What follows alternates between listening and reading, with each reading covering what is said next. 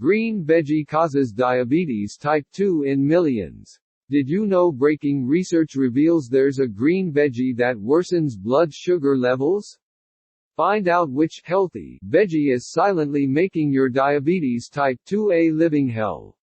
What is that diabetes inflaming green veggie is? Is it zucchini, bell pepper, peas, kale? I was stunned when I found out that this one veggie could be so harmful. However, scientific studies show that it's absolutely true. The high levels of lethal toxins in this common veggie are banned in Europe.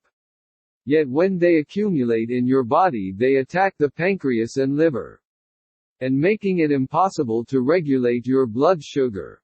If you do everything right but you feel you're getting nowhere with your blood sugar control, this could be the missing piece of the puzzle that's been holding you back from a healthy, happy, fulfilled long life.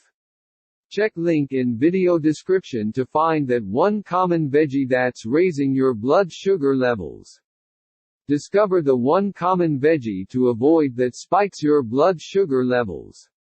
Say goodbye to your pain, frustration, fear and start enjoying life again like before.